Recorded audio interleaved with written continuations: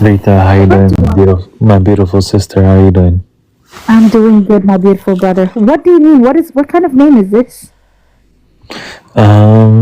It's a so what we mean in Islam about revert or die This is or not even unalive. Islamic. This is not even Islamic. It doesn't say you have to revert in Islam. No, I know. The point is so I can reach the American audience. I see. Um, I see. And so this is the yes. best way to reach them, you think? Well, let me put it to you this way, right? If one doesn't accept Islam, right? If they don't believe in one God, that means that they are lost, right? All right. So they Okay. would. Can you please define? When you say for me, excuse me. When you say that we need to believe in one God, are the Jews not doing that? You may misunderstand Christianity, but are the Jews not believing in one God? What's wrong with the Jewish belief? No. They believe in one God. No problem. So then why can't a person remain, why can't a person go to Judaism as opposed to Islam? What do you offer that the Jews don't have? No. They can, sister. Yeah, I'm asking, what do you offer that they don't have? They have it. Say again? They have it, sister. They believe in one God. Yeah, okay, so then the Christians also believe in one God. Okay, yeah. I'm not here to argue against that. So then, okay, so Because then what do you offer? The question is, what are you here's the offering? thing, sister. Yeah, With all due respect, no problem. because you're I such do a know you. lovely. I do know you, don't I? Yes. Of You course. changed your name. What was your name before? One ummah. One Ummah! Damn! I thought you were going to leave Islam. You became a staunch Islamist. Okay. Alright. No. I've changed my view to more of a inclusive Bro, I understanding. missed you. How have you been? I've been good. I've been Long waiting time. to. And by the way, somebody else is using that picture you were using. Which one, sister? The picture with the guy in the image. You were using a Uh, picture a long time ago. oh, the Kappa image. I don't know who he is, the guy that you had on your. Yes. Okay.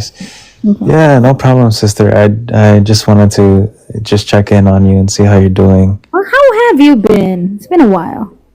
Yes, it's been good. I've been studying a lot and I wanted to hear your take.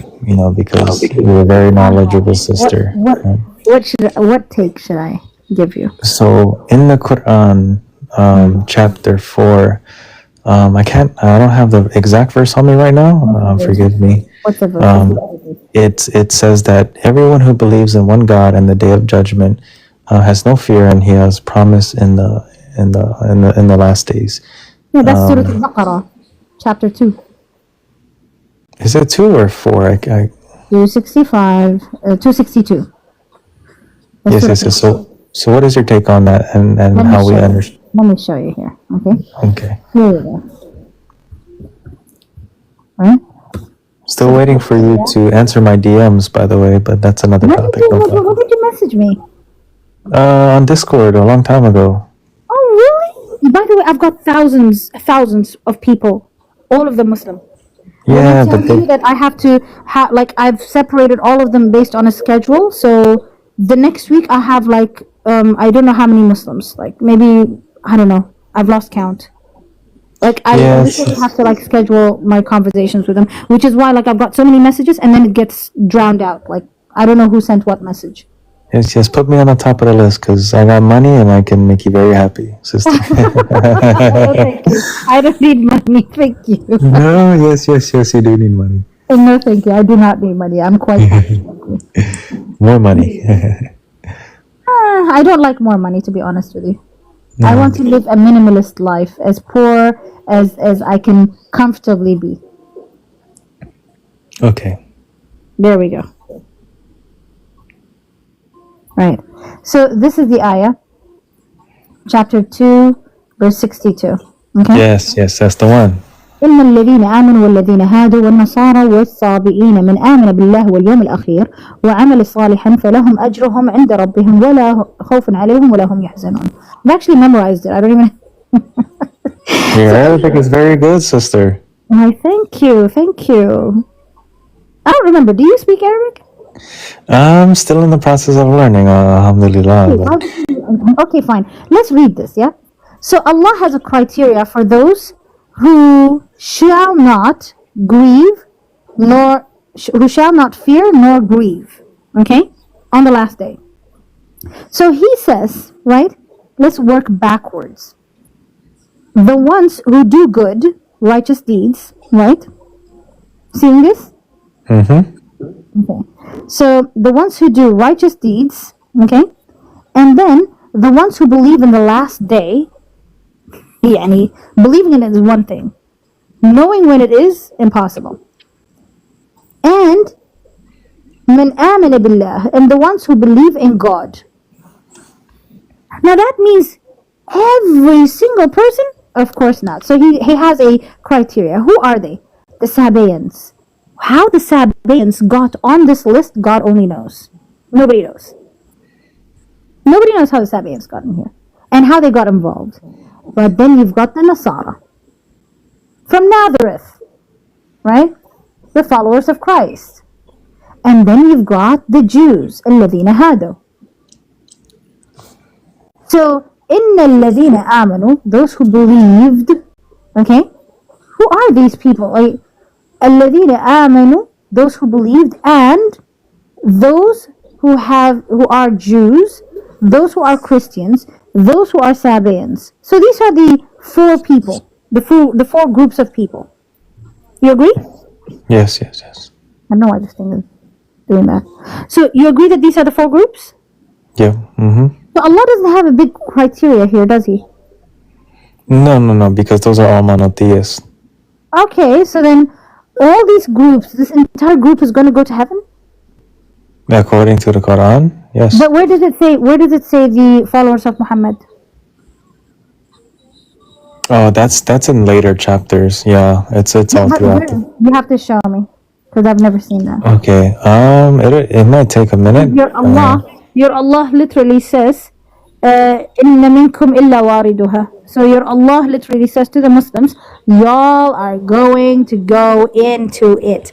Oh, Brother DL wants to come up. I did not know. I'm sorry? No? Yes, I hear you, sister. No, I'm talking to Brother DL. Just 1 second. Brother DL. Oh, salam al-Masih. Salam al-Masih. How are you? I'm good. Good. How have you been? How's family? How's everything? I'm good, man. Peace and blessings. Amen. Jesus is good. I wanted to chime in on the topic that Surat al-Baqarah ayah 62 corresponds to Surat al-Ma'idah ayah 69. Yeah. Those who believe in the Jews and the Sabaeans and the Christians, whoever believes in Allah and the last day and does what is right, they have nothing to fear, nor shall they grieve. That is contradicted by Surah 3:85, which says, whoever seeks other than Islam as a religion, it will not be accepted from him. And in the hereafter, he will be among the losers. So which one is true? So, Yeah. how would you Go ahead, sister. How would you answer that? Oh yeah, no problem. So when we see these sorry, go ahead. No, I'm just going to put all of it in the screen for you. Let's go. What's your answer? Okay. So when the Quran states things like the exclusive, sorry, I don't know the word, exclusivity of Islam, what it's talking about is the monotheistic worldview of one God. So when we tie together Surat al-Baqarah and chapter 3, we see that those who are monotheist, that worship one God and do good things, those people will ultimately be guiltless regardless of what their correct theology is because of their ignorance. So the Sikh? I'm sorry? So the Sikh would be eligible? I'm not too familiar with the Sikh religion. The Sikh come straight out of Hinduism, and they believe in one God. Their God is invisible, does not have a name, and they have a lot of practices that mirror Islam. Although a lot of the Islamic practices are Hindu in nature. So, who's a Yeah, Muslim? Who's a if Muslim? they believe in one God, they do charity, they repent, and all those things. Then yeah, So, anyone, everyone? only the monotheists, because at the end of the day, it's all about. What is monotheism? I mean, there are Satanists, for example, who worship Satan. Yeah. So when They're I one singular God. They are monotheistic in nature.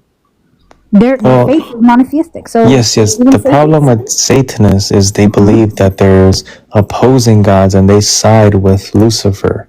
no. They believe that their God is Lucifer. End of. Like that's the discussion. They're like, we choose our God. Our God is Lucifer, and that's it. That's what they're Yeah, saying. So yeah. even if they're It's an opposed, inversion. It's an even inversion. yeah, but even we believe in opposition. We are opposed to Satan. We have our God, and our God is the creator of heavens and the earth. Yes, of course. Our God, sister, is the God of the heavens. The Satanist God is the God of the underworld. Well, you have to if you go to James chapter 2 verse 19, the demons believe in one God and believe God is one, Yeah. and they tremble. So going around teaching that there's only one God and God is one, if that's your claim to fame, then you're just teaching what demons themselves believe. Yeah. True. Yeah, What do I you mean, believe in? there is grades to the truth, meaning some people are at stage 1, some people are at stage 7. The demons may be at stage 1, where they believe that there is a God, but they continue to do evil. I would say that that's where that lies. Do you think Well, Satan? the Go ahead. point is that you have people who believe in multiple gods, who give charity Yeah. and pray to their multiple gods. They just don't believe in one God. So now, when it comes to monotheism, you're mentioning stages, levels that certain people are at in their monotheism. Right. So when I think of a polytheist, your attention, I'm not saying you guys are polytheists, but the actual polytheist, their attention is divided between separate beings. And we would say that that is inherently an error, because their worship and attention is divided rather than focused on a singular being, which is the Most High God. Let me let me read you something right quick, and I want you to tell me if you accept this. And this is to piggyback off of what Sister Rita said. It goes like this: there is but one God, whose name is true, the Creator, devoid of fear and enmity, immortal, unborn, self-existent, great and bountiful. The true one was in the beginning. The true one was in the primal age. The true one is, was, and the true one also shall be. Is that a good description of the monotheistic God? Yeah. Okay, that is what is known as the Japji. The Japji, this is repeated silently every morning by Sikhs, as the sister brought up, Sikhism. They're pure monotheists, and that's what they recite. But their God that they believe in is not the Abrahamic God. Nope. So it's okay that they can just believe in one God. It's Yeah. okay that Greeks can just believe in Neptune or Poseidon, right? Just as long as it's one God. It doesn't matter if it's a pagan God. Here's what I'd say regarding the Sikhs, because the Greeks are, they profess to be polytheists in their own profession, but I will address the Sikhs. The Sikhs are where I would classify in the gradients of reaching the truth, is they're understanding that concept that you just read. However, their mistaken in other areas, where God gives them grace to be able to navigate through that and ultimately reach the truth of the Abrahamic God of heaven and earth, and they may be mistaken on a few points. However, their creed is headed towards the right direction, so I'll give them that grace. Yeah, but the revelation, the first revelation, according to the Adi Granth, do you know what that is? No, I'm not studied in Sikhism. The Adi Grantha is their scriptures, like their Bible, their Quran. Okay? The first revelation that Guru Nanak received was this: there is no Hindu and no Muslim.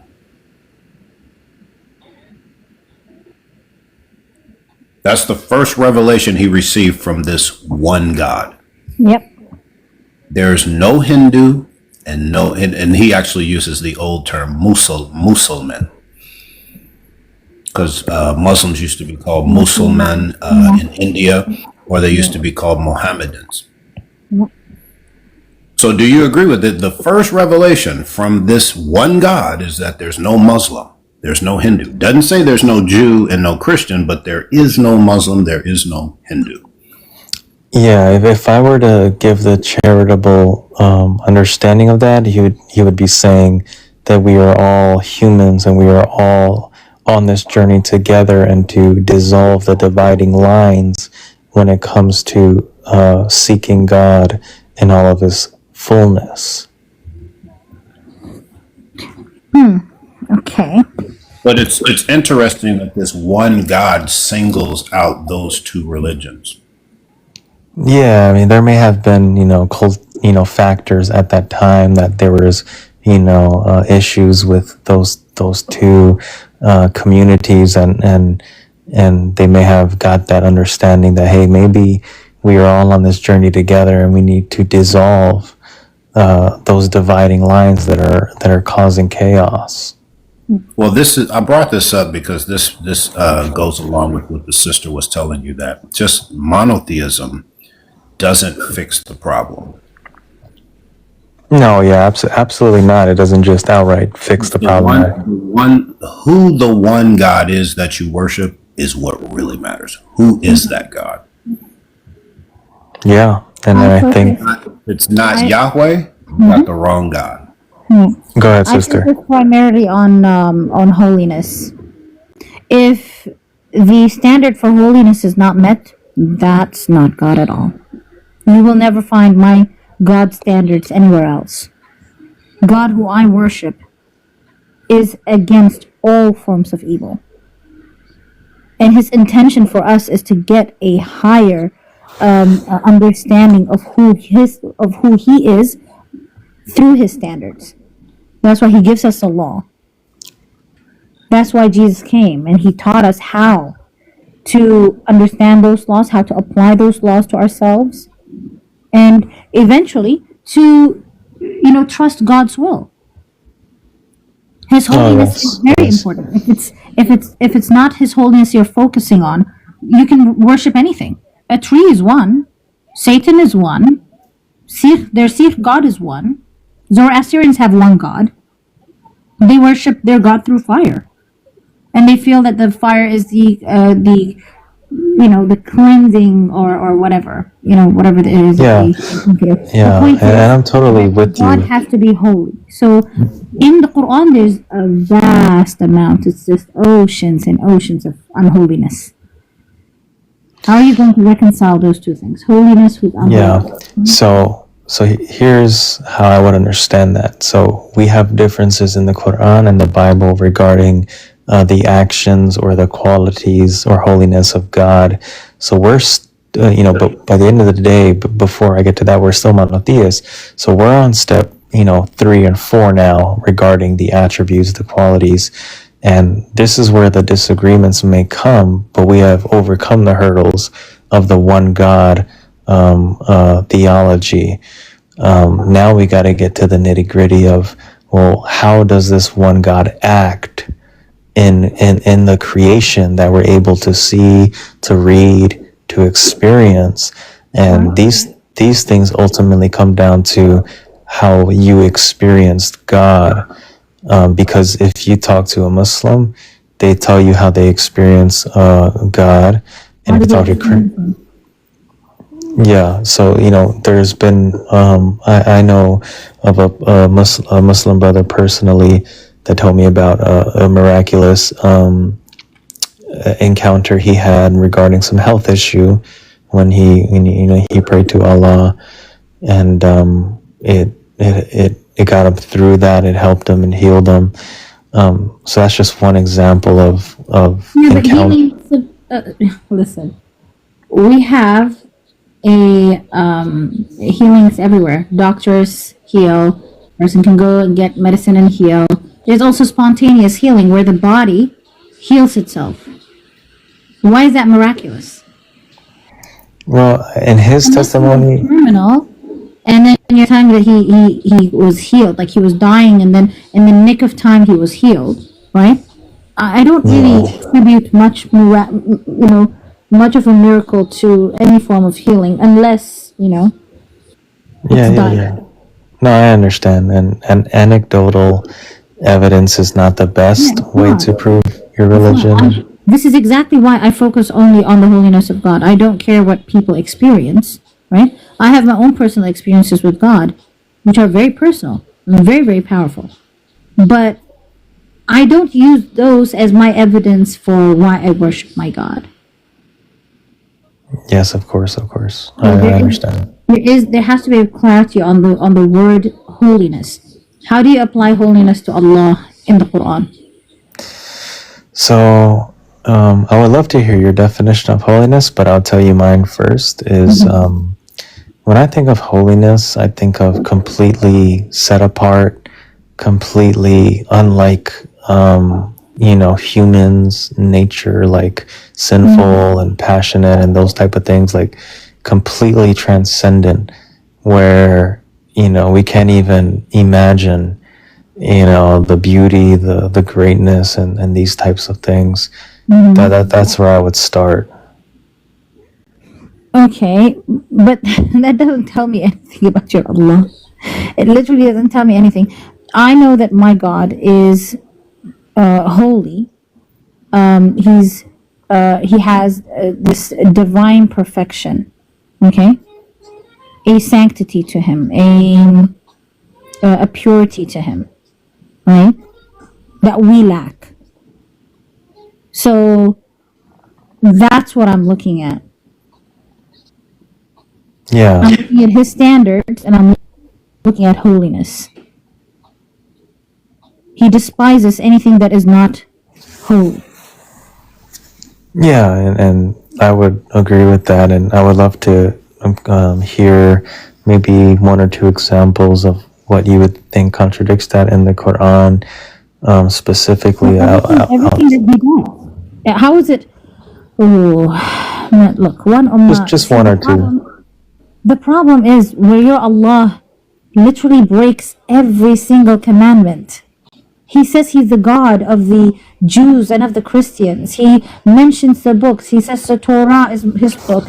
He says the Zabur is his book, meaning the Psalms. We're going to allow that because we don't call it Zabur anyway.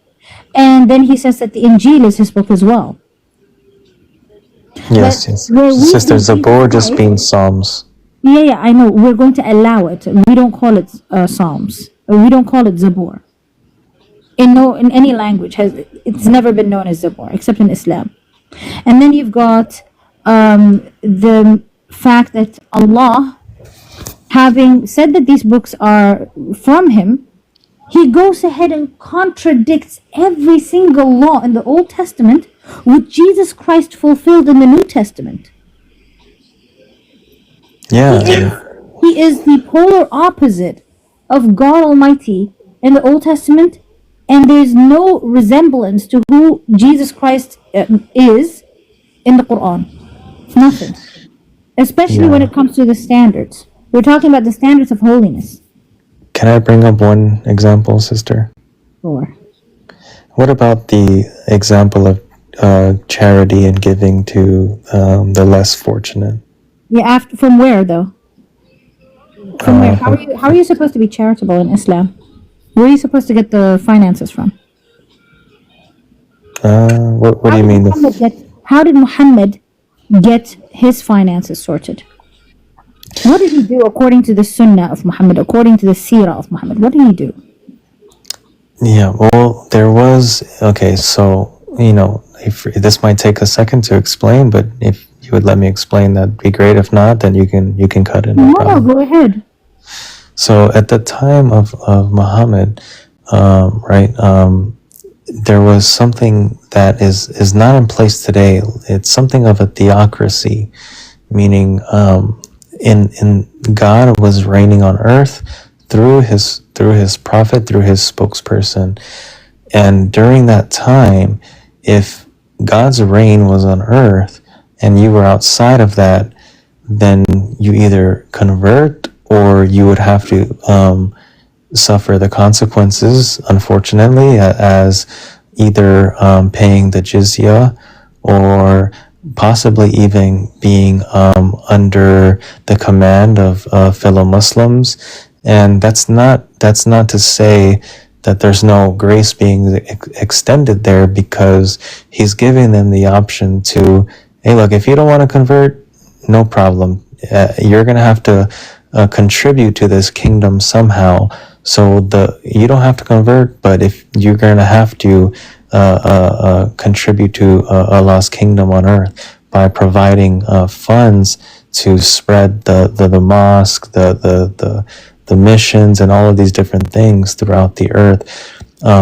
So that's how it spread and came to bring those who were not Muslims under things like Sharia law and things like that. How well read are you in the history of Muhammad? I've read quite a bit. I'm not a professional. I'm not So let's get this straight. The same Christians, the same Jews, the same Sabians. And Sabians are nowhere to be seen, by the way. It's just a few verses here and there, 2 or 3 verses that mention them. We don't even know how they got there. These same people who God loved, who God favored, these very same people are now being condemned by Allah and persecuted and robbed of their rights as human beings, and then slaughtered en masse because Allah wants the Muslims to be enriched. And this has nothing to do with the kingdom, because it wasn't a kingdom anyway. There's nowhere in the Quran where it actually says, oh no, Islam is going to be a kingdom. So where Allah goes out of his way and to enable Muhammad's depravity, whether it's child marriage, whether it's raping women, whether it's annulling marriages and dismantling entire families and enslaving human beings, making them, forcing them to walk naked at the day they were born, and then unaliving little children by checking their pubes and so on and so forth. All of this is in the name of Allah's holiness. Yeah, sister, respectfully, a lot of those things are, actually, I think all of them are not specifically outlined in the Quran itself. I would agree with you. What do you mean? Allah commands it. Yeah, I would agree that a lot of those are found in the Sunnah, in the Hadiths, where there are a lot of issues with those that are being dissected and navigated through and segregated. Even till this day, it's not a settled issue, because some hadiths are considered authentic today, and tomorrow it's found out that, hey, maybe I'm only going by Sahih Bukhari. I'm only going by Sahih Muslim. I only go by the scholars who are, the major ones in Sunni Islam. You've got At-Tabari, you've got Ibn Kathir, you've got Al-Qurtubi, you've got Al-Baghawi, you've got Al-Jalalain, and so on and so forth. These are the most well-known ones. And all of them, the general consensus is that all these evil actions were actually carried out under the command of Muhammad, who said that Allah commanded him to do these things. You want Yeah, to explain to me why Allah is persecuting Jews and Christians? yeah, and that's a good objection if we were to take everything at face value. So here's how I would understand that, even in the Christian sense, is the Quran itself is the revelation. What people did after that, or their interpretation after that, is entirely subjective to human mistakes. In the same way, I would extend that grace to the Christian religion, that may or may not have made mistakes down the line after the time of the apostles. I'm not going to hold that against the Torah or the Injil. I'm going to hold that against those who did the actions. So I would say, in order to interpret the history of Islam, you must look at it through the lens of the Quran, and then check and balance to see if it contradicts the Quran first and foremost. Well, I can that's say, backward. sorry, Brother DL, go ahead. Yeah, there has to be something outside of the Quran to check the Quran. Otherwise, you're just engaging in circular reasoning. So, for instance, I have a cumulative case against against Islam. The first is theology. That's the reason why Muslims claim that the Bible's been corrupted, because the theology is something that they can't stomach. The second is history, the historical record. The Quran makes historical claims that cannot be substantiated, and archaeology, which overlaps with history to a certain extent. A lot of these places and things in the Quran and in Islam just cannot be archaeologically or anthropologically verified, such as Abraham and Ishmael building the Kaaba. So I think what Muslims have done is they've taken the Quran out of the area of falsifiability, which for something to stand as truth, it has to be subjected to the criteria of falsifiability. And what Muslims have done is they've taken it out of that category. Like, you can't use anything to judge it. Yeah, and I understand that critique. So I would ask you, brother, would you be able to hold that same standard against things recorded, say, like in the Old Testament? Yes. As a matter of fact, I probably have no less than 25 scholarly books on biblical archaeology. Yeah. And here's one small rebuttal. But I can't find one single book. I haven't in over 20 years. Quran archaeology. Archaeology on the book of the Quran. But go ahead, bro. Yeah, so I guess I would ask you something like this, that it would go against the Quran as well. So I'm going to be fair and say that it does go against the Quran. But I would ask the same thing against the Bible, saying, how could you prove that Abraham left his father and mother in Mesopotamia and went to the land of Canaan? Is there any archaeological evidence for Abraham himself moving from place to place? Well, we do know the ancient roads that he would have traveled. So if you go to Google and you type in the travels of Abraham, he's going to use these ancient roads, which you can see it mapped out in the biblical text itself. And nowhere does he ever come anywhere near Saudi Arabia. And the other thing is we have hieroglyphics. We actually have a hieroglyphic in Beersheba, which is the southernmost part of Israel, with a hieroglyph in Egypt called it's called the Fort of Avram, right? Beersheba used to be called the Fort of Avram, and Avram was Abraham's name before it was changed to Abraham. It was Avram, exalted father, and it was changed to Abraham, father of many nations. So we have hieroglyphics from Egypt that testify to a man named Abraham. who occupied the Levant. No, yeah, that's very interesting. I would love to dive deep into that as well. And my specific critique was like, proving the specific, can you prove he walked on that? Like, it might describe that, but can we prove it archaeologically that his feet was stepping on these roads? You know what I mean? Like, we can just keep pushing it more specific and specific. Yeah, we can, but we would have to ask why you would keep pushing it. So, for instance, the further we get back in time, like David lived 1,000 years before Jesus did. So, we have 100 times more evidence for the existence of Jesus than we do for David. Abraham lived 1,000 years before David did. So there's going to be less information about Abraham than there is for David, right? Yeah. Okay. So you pretty much have to have a standard. So for instance, for you to mention their name, just think about the hundreds of millions of people that have lived, right? Just going back to the time of Jesus. How many of those people have come down to us in history? Basically none. Exactly. So unless you were fortunate enough to have your name documented by an ancient historian or something, you passed on just like the majority of everybody else did.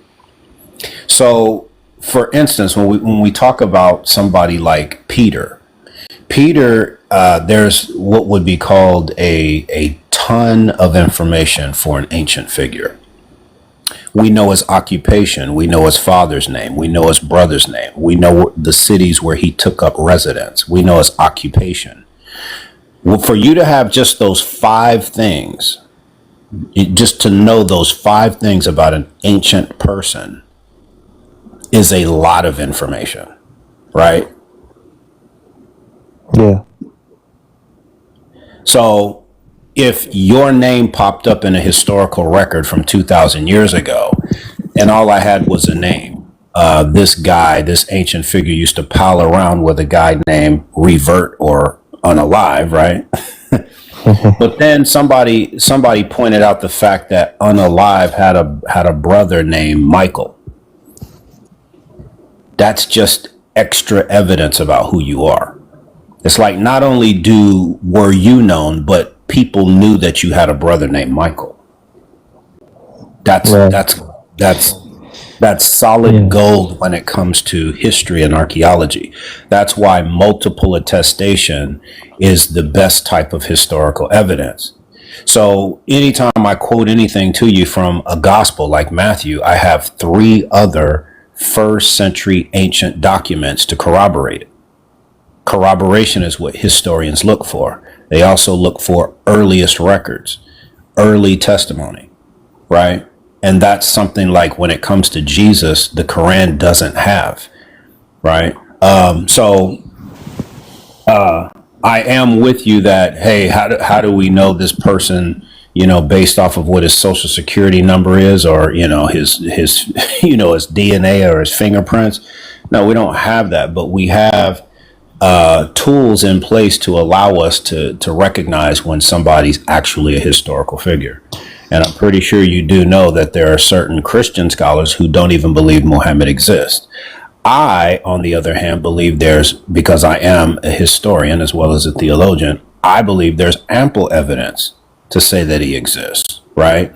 And the same criterion I use, historiographically, is the same that I would use for Jesus, his existence, or David, or King Solomon, or any of them. I don't change my method. My method stays the same.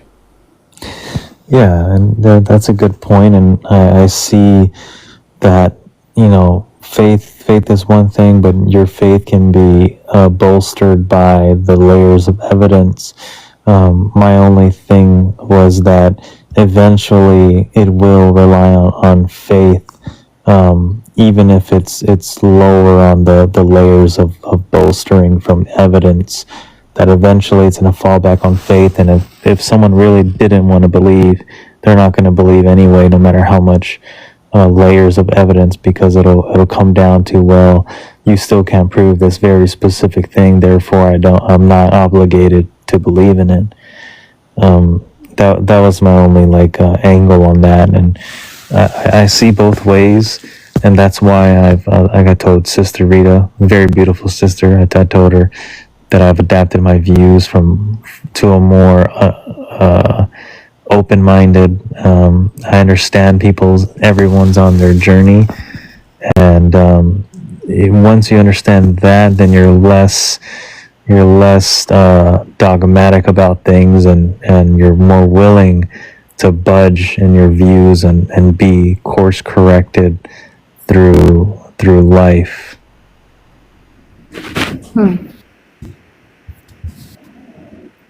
Interesting. Yeah. But anyways, How would you preach to the Americans, since those are your, core, I would say, demographic? sister, your mic is like very muffled. Yeah. How would you preach Islam to the Americans, since they're the ones you're focusing on? Yeah, really, I wouldn't even come at them with Islam first and foremost. I would just say, You said all one ummah. You said revert or DIE. So how would you go about trying to explain to them what Islam is? yeah, I would start off by asking them if they believe in God, if they believe in an afterlife, and these type of things. And then I would see, were they raised Catholic, Christian, Muslim, whatever they are, or atheist. And then I would ask them, well, how do you think everything came to be? And I'll start to figure out from there where they are in their journey. Mm-hmm. And then I'll be able to ask them the right questions to guide them. Objective? To just guide them towards monotheism, to the realization that there is only... Why is monotheism the focus, though?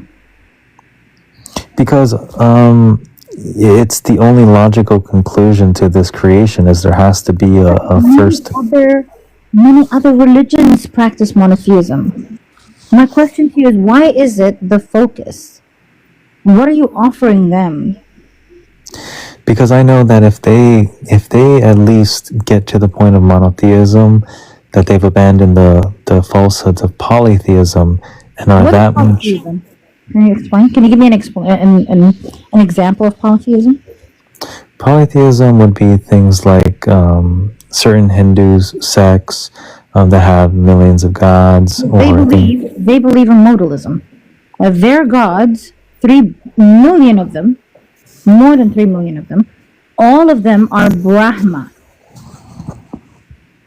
They believe that their God, appears as avatars. They believe that their God keeps coming back as different entities. They believe that Rama, Krishna, Shiva, Ganesha, Lakshmi, Gayatri, any one of these entities, all of these gods and goddesses, they're all Brahma. They're all incarnations of Brahma. So they can argue that they do worship one God ultimately, but their understanding of their God is that their God shapeshifts. He changes. Yeah, and that's where we would both agree that. Then they would also be monotheistic. Well, when I talk to Hindus, they always, maybe they're taught wrong, but they say they believe in millions of gods, whether that's the same one just broken up or... Gods and goddesses in general, yes, but their God is Brahma. If you take it to its very basics, their God is Brahma. Okay, well, when I'm referring to polytheism, I'm thinking of like the Greeks or the Hawaiians or the Polynesians or these people that... Who's believing in Greek gods and goddesses now? Oh, you'd be surprised, sister. I've seen... If you type in like paganism on TikTok, you'll see a resurgence of... Sure. But I'm asking you, is it like millions and millions and millions and millions and millions of people? I would argue yes and no. Yes, in one sense that it's making a resurgence, and no in one sense because a lot of people are just straight up atheists.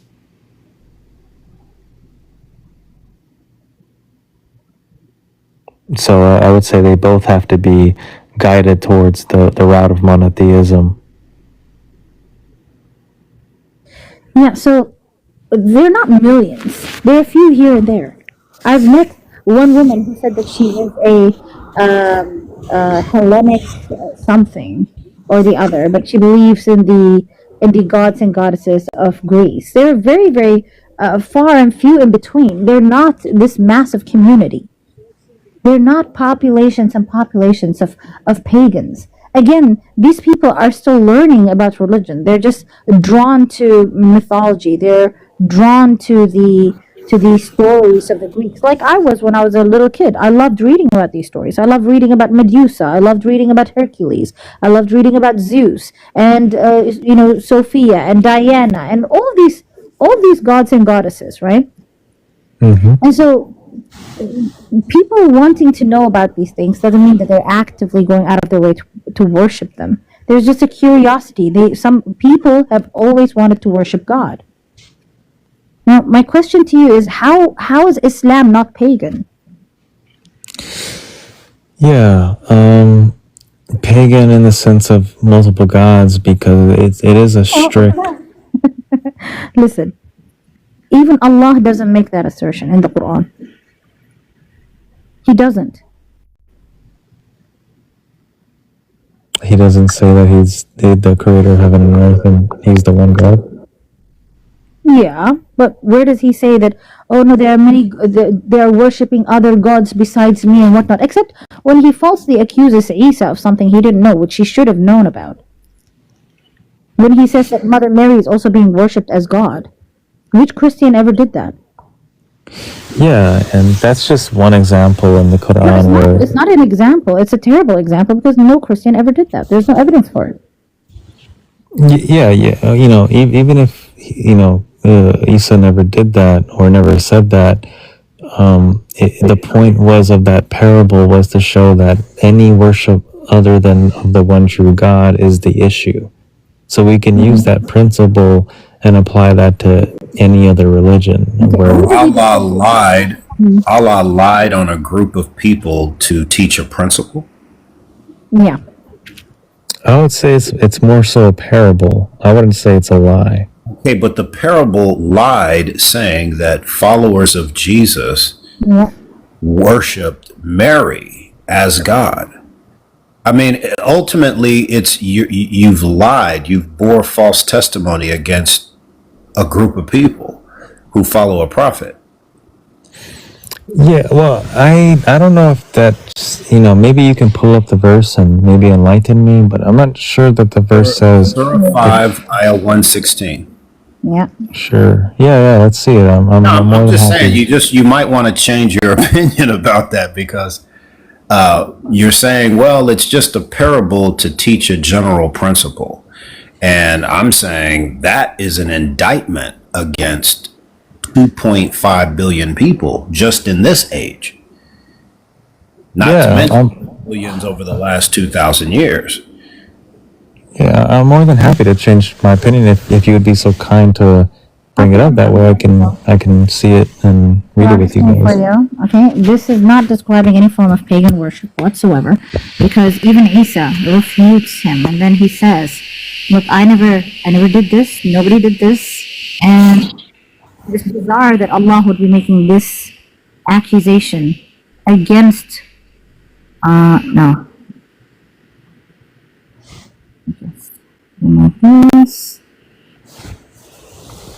Yeah. So this is the ayah.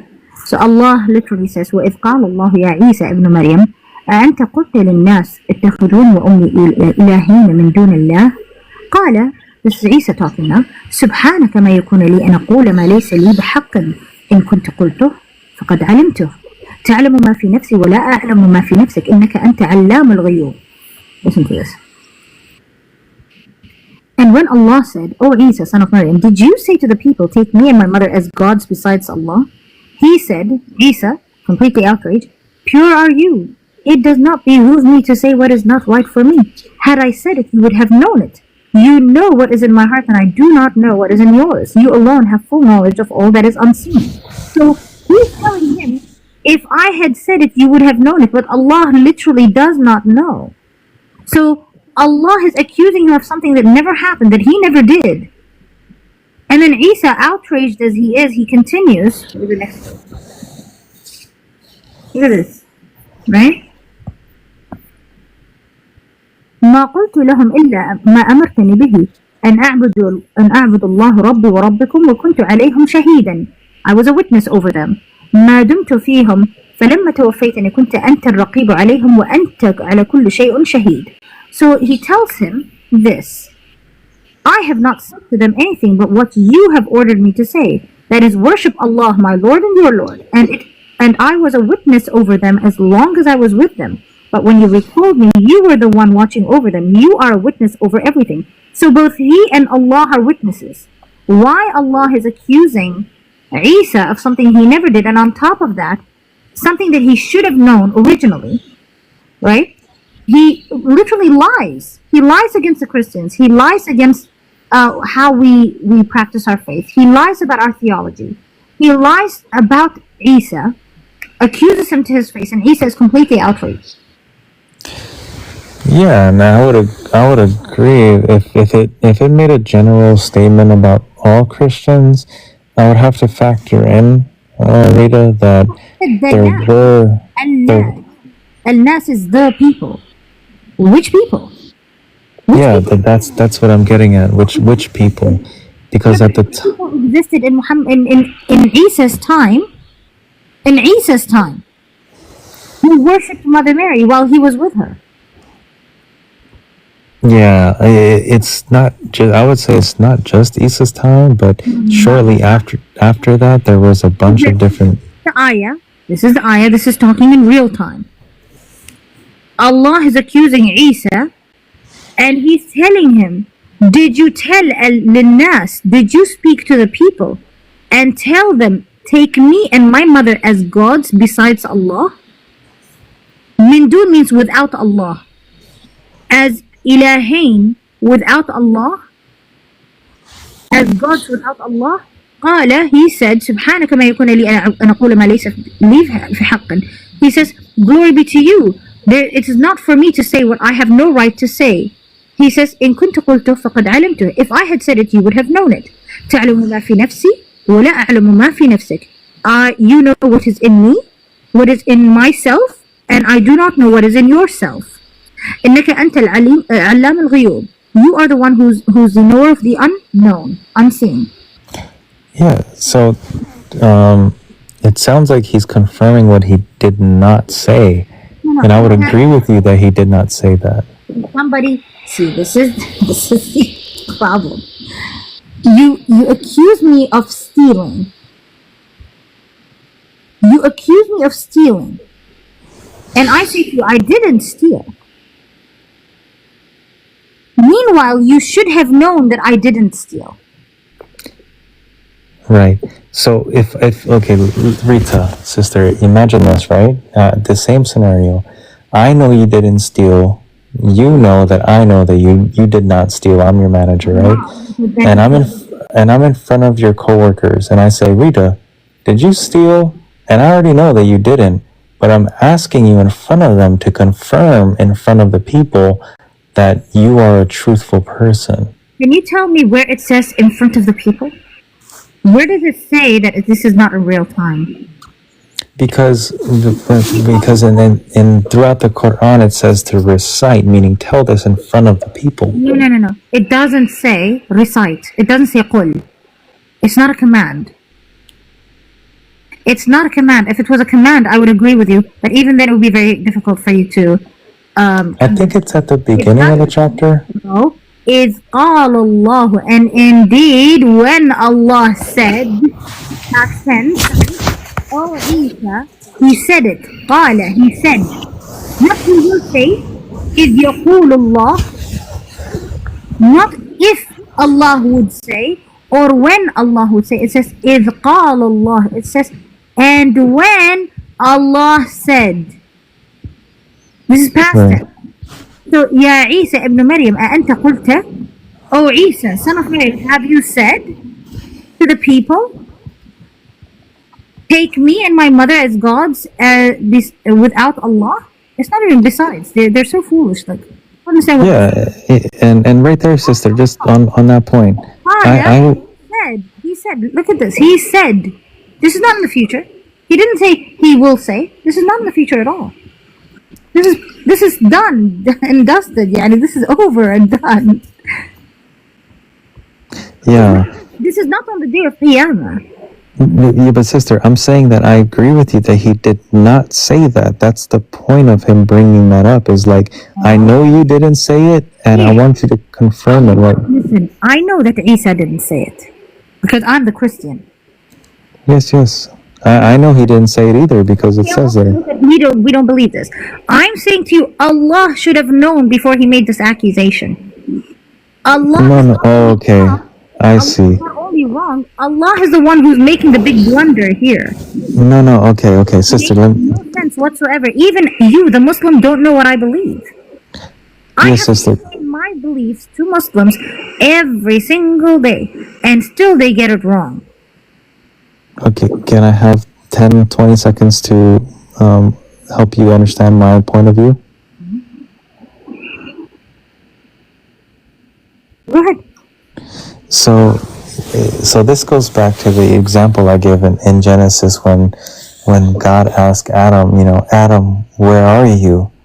He's not asking because he doesn't know. He's asking to prove a point. There in my Bible to your Quran, and I don't like that whatsoever. Jesus Christ speaking in that very moment is Jesus talking to Adam. He knows what had happened. He walks in on them and he knows what had happened. And he doesn't make a blunder like this. He doesn't say to Adam, oh, by the way, did you not eat from the tree? No, he expects him to tell him. And because Adam continuously lied, God Almighty makes sure that he understands that he cannot lie to him. That was his major sin. He not only ate from the tree, he commits 5 different sins in that very one moment. In that very incident, Adam makes 5 different sins. Yet here, this is not Allah playing some kind of, role, like he doesn't understand, like he's playing dumb. No, Isa and Allah have an understanding between them. Isa is full of wisdom according to your Quran. Isa is full of knowledge according to your Quran, which Allah bestowed upon him. Isa knows the Torah, the Injil, and Zabur. He knows wisdom. He has it with him. He knows knowledge of the unseen as well, according to what Allah has done for him. So it's impossible for you to equate those two things together. They're not the same thing. Sister, can I ask you to go back to the first verse of that surah? You want me to go to the first verse of Ma'idah? Yes.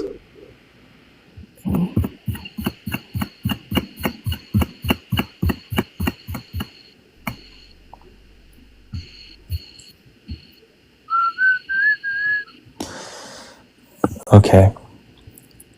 No? There you go. There you go. Okay. So بالعقود أحلت لكم بهيمة الأنعام إلا ما يتلى عليكم غير محلي الصيد وأنتم حرم إن الله يحكم ما يريد. Okay, yes. So what? So, sister, this fulfill the contract. The animals from the cattle have been made lawful. No, I understood you, sister. Which shall be read over you. The others didn't. Provided that you do not treat hunting as lawful while you are in ihram. Surely Allah ordains what He wills. Okay. Yeah. So have to do with Isa. Yeah. So the reason me going back to this is in the context of the surah, as we know that the surahs were not, revealed, in 1 second. It was over time. Each surah has a context. So in this surah, he's proclaiming to the believers. He's talking to the people. He's giving a speech.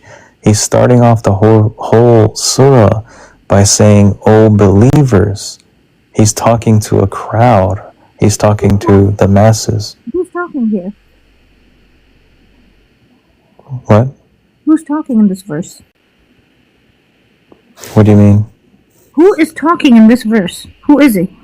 It's well, all of it is Allah's word. Yeah, but no, who's specifically talking here? Who's Allah quoting? The angel Jibreel is reciting to Muhammad that he's reciting the words of Allah To who? to the believers, Who are who? Followers of who? the one God. No. Followers of who? Your Quran specifically says the followers of Musa, the followers of Jesus, the followers of so and so, the followers of Hud, the followers of Lot, the followers of this, that, and the other. So who's this talking to?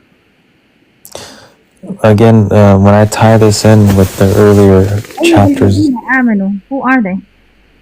yeah. When I tie this in with the earlier chapters of the Quran, I would say the Christians, the Jews, and the Sabians. Your Allah, literally, in the very same chapter, chapter 2, says to unalive the Christians and the Jews. In the very same chapter 2. Did you want to have a discussion on that? I mean, I don't want to take up all of your time, sister. If Allah, look, this is part of a longer conversation. I don't really have the energy for it anymore. Yeah, I understand. I'm sorry, sister.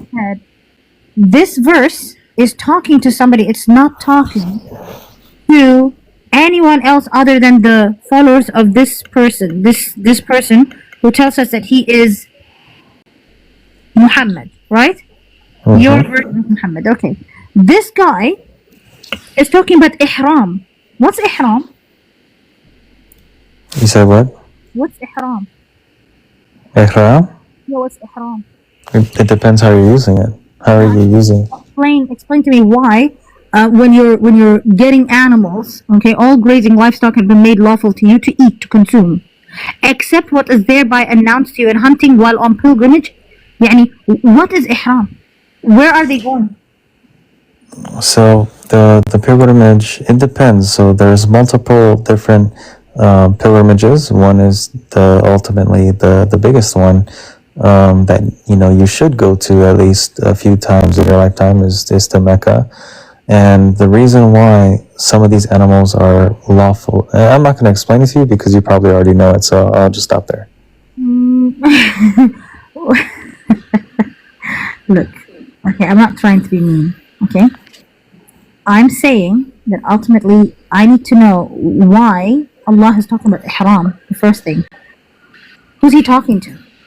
Does he not know that the Jews have a way to deal with which animals? I mean, does he not know that we know what's kosher, what is not? Yes, but he's given an exception for the pilgrimage. No, what exception? What pilgrimage? And why should we care this pilgrimage? What's it about? Well, pilgrimages have been a thing since ancient times, even in this verse specifically. You brought me here for a reason. Yes, just to show you that he's addressing the believers in general. Which no, this is not in general. This is talking about ihram. Which ihram? Yes. You're saying that he's only talking about the Muslims going on pilgrimage, but it's not just that, because if we tie in the whole context, remember, we can't forget that the Quran is a recitation of what the angel Jibreel gave to Muhammad. Fine, that is not what I'm forgetting. I'm not forgetting that, not for 1 nanosecond. I'm asking you, who was he revealing this to? The people in Medina. This verse, this chapter entirely is from Medina. Yes, but it's for everybody. The Quran says. Muhammad goes to Medina. The people of Medina are entirely Jews. Yes, but okay. No, I agree with you there that there are specific commands for certain peoples. However, this is in Medina for who? For everybody that is worshiping the one God.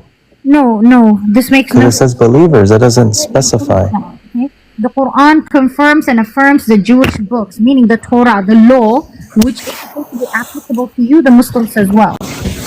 Asking you, why is Allah talking about ihram when this does not apply to the Jews? The Jews and the Christians already have the Torah. They know what to do. They know which animals. They know when. They know why. Why is Allah talking as if He's talking to a bunch of brand new people?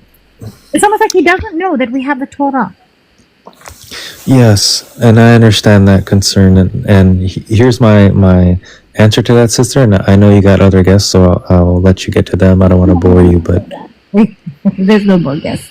I don't okay. want to say anybody else, but you have to make this make sense, yeah?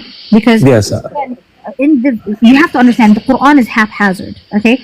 Every single verse that comes first, and then the next verse after that, the next verse after that, has nothing to do with the verses before it.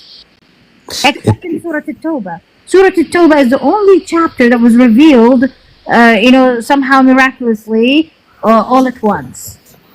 so That's what I'm supposed to believe. I don't believe that. sister, But, can I ask you something?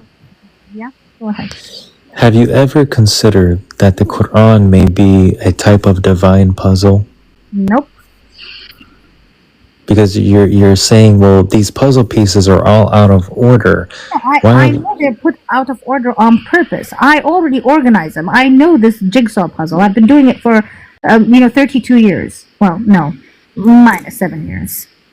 So Yes, you're only 21, sister. You're very beautiful, very beautiful. Future wifey. I'm 32. Stop it. No, you look 21, sister. Yes, thank you. So here's the problem, okay? This Quran, when I organize it in the exact same way that it should be organized, it tells a different story. You're not reading it correctly. And this very verse is very, very telling. This is not talking to anyone other than the followers of Muhammad, who are all pagans. And they're trying very hard to copy the Jews. Mm-hmm. And according to the seerah of Muhammad was a pagan who was eating meat that he personally sacrificed to the idols.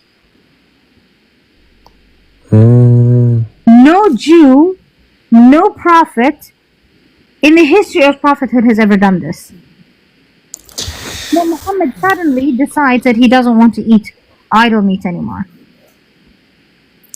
Yeah. I mean, look, I don't want to give you the whole spiel of the context behind like the pagan societies surrounding them and the reason. And Muhammad came from them. That's the problem. yes, of course. And we got to remember, we have to, this is so key. We have to remember this, that back then there was no printing press. There wasn't just Bibles in people's pockets like there are today. There wasn't just easy. No, this is what you misunderstand. Your seerah tells of Warqa bin Nawfal rewriting what was there in the Bible, transferring it from one book to another and translating at the same time. So no, we had many books. See, unlike the Muslims, we had many Bibles.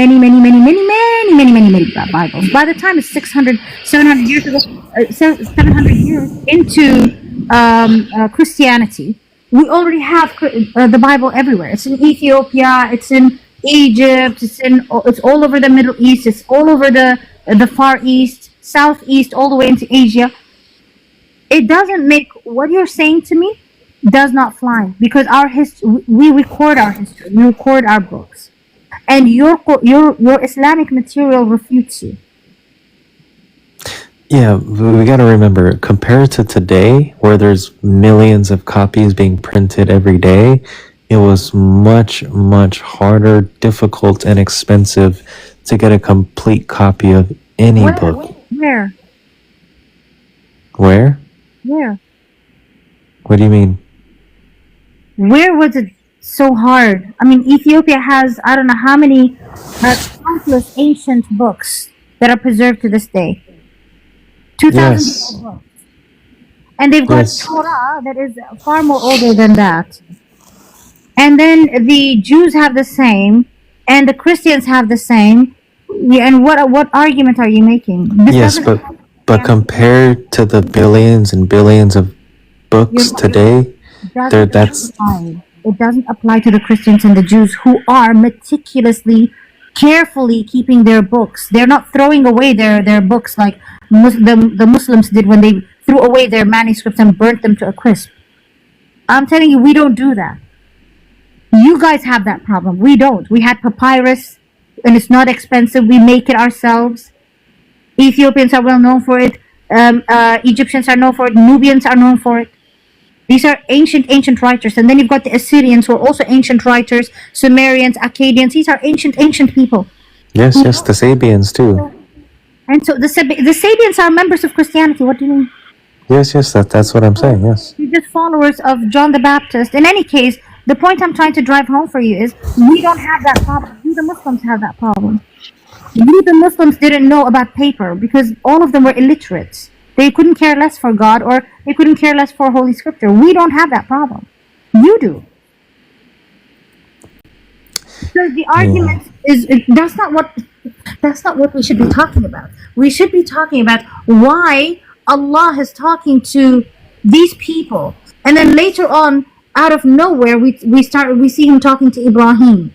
Then after that, we see him talking to Musa. Then after that, we see him talking. Well, yes, sister. The very first two. Everywhere. It's here and there and everywhere. No, I understand that, but the very first two words tell you who he's talking to. No, it's talking to some believers. Who are they?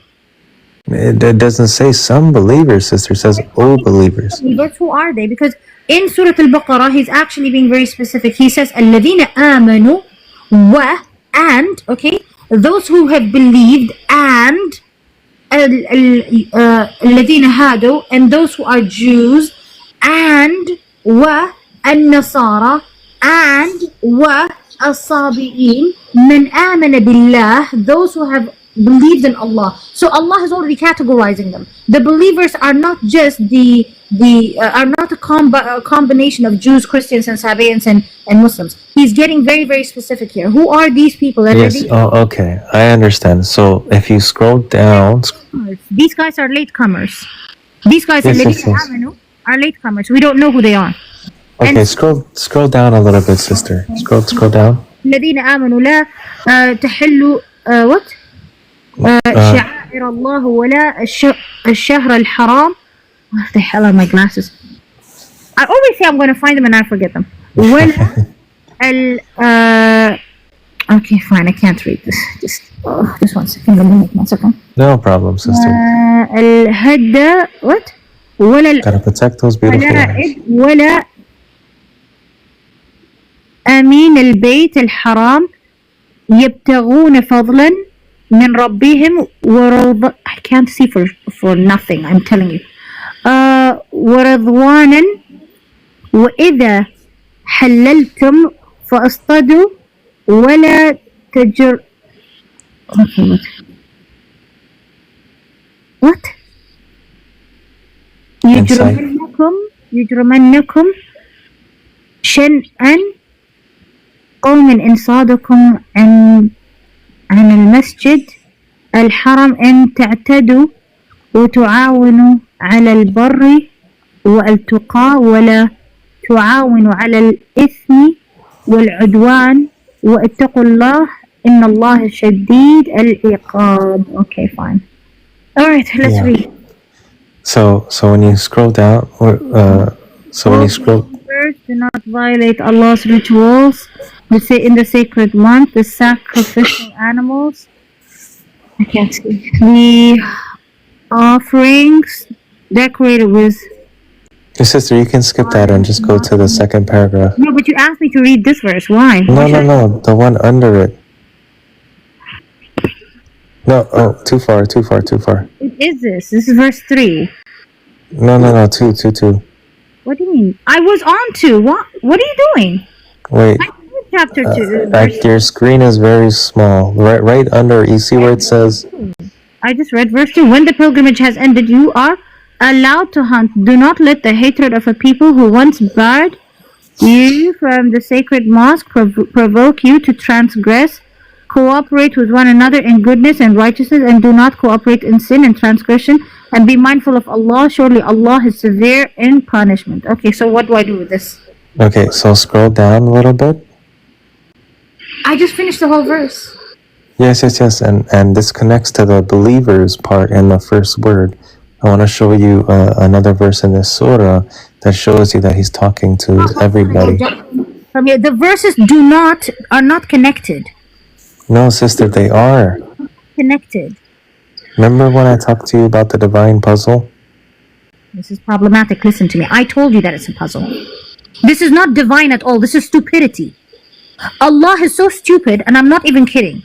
Allah is so stupid, rather than organizing his thoughts, he decides to do this based on event after event after event after event. He relies on the events in order to write what happened in the past. Your Allah is relying on a past incident in order to write this. I want to understand, why should I have to go from one verse to another to another to another to figure out who the alladhina amanu are? Because we must, as you know, people who want to understand God fully, One second. we must. The problem is you can't, not from the Quran. The Quran literally tells you, you the man. Do you want me to show you what Surah Al-Baqarah? Let me show you. Okay? And I'm going to have to show you this, and then I have to bounce. But Okay, no problem. look at this, okay? Of course, sister.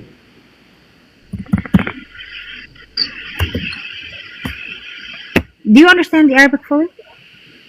Not fully. I can understand it, but Here, listen to this, yeah?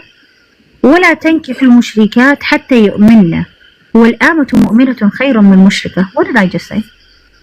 hold on 1 second. You're breaking up.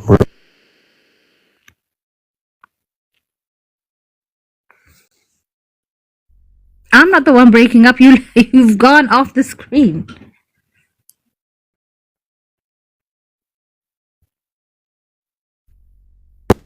Hello?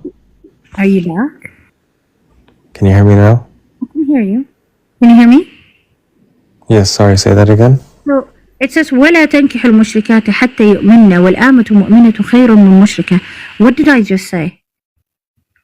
It's basically saying to mankind, and this is why I wanted to even this verse talks to mankind in general. It says, "Oh mankind, worship your Lord." And this is the Worship. This has nothing to do with worship. This very verse has nothing to do with worship. Where are you going? You're breaking up. That's why, so I'm trying to fix the connection. You keep going. You keep going away. You keep going away. Yeah, you know. Okay, you're talking about 2:21 instead of 2:21. You. This verse has nothing to do with worship whatsoever. Yeah, it's talking about marrying the polytheist. However, we again, sister, we can't start at 21. We have to start at 1. Listen to me, please stop, okay? I don't like dumbing this Quran any more than it's already dumbed down for itself, okay? The Quran is literally saying to you, the man, okay, do not enter upon, tankihu is not marry, because your Allah knows how to say zawaj. It's saying do not enter upon, do not, literally the F word. The No. You see, this is the problem with you. You're not going to read it the way that it's actually being. Do you understand that you can't say this word in public? Do you know that this word could get you unalived in Saudi Arabia? No, we recite that every day. This is the problem. You recite it. Nobody else can recite this. No one in Saudi Arabia will dare to say this word out loud. Why? Because it means the F word. You know how they know? Because in the same Quran it says to Muhammad, we have married her to you. زوجناكها. It's not تنكحوا. It's not ناكحتها. Because the word nikah is actually a filthy word. And here it's saying that the man cannot enter upon the polytheistic woman. Thank God, we don't even want him. But then it says in the same, in the very same verse, it says what? Look, very same thing. ولو أعجبتكم.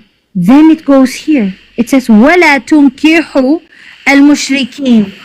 Do not F the polytheistic men until they believe. You know why? Because Muhammad was well known to have done this. Umar ibn al-Khattab said that he would do this. The very same book you hold so dear is telling a man he can do it with a man. The very book you hold so dear and so holy, even though it's unholy, is telling you that you can do it with another man. You, the Muslim man. How many people have lost their faith because of this verse? How many Yemenis I've talked to? An entire family left Islam because of this verse. And you want to know why? Because ultimately you've got these verses after. I'll take you to the verses after this. Here. Okay? Because you're going to see, right? If it was talking to a woman, it would have said this. Here. وإذ طلقتم النساء فبلغنا أجلهن فلا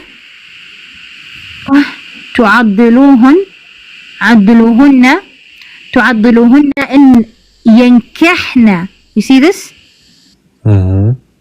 Changes completely. In the very first verse that I just showed you, it says tunkihu. Here it says yankahna. Rara, yes, your Quran is pathetic. It's absolutely pathetic and satanic.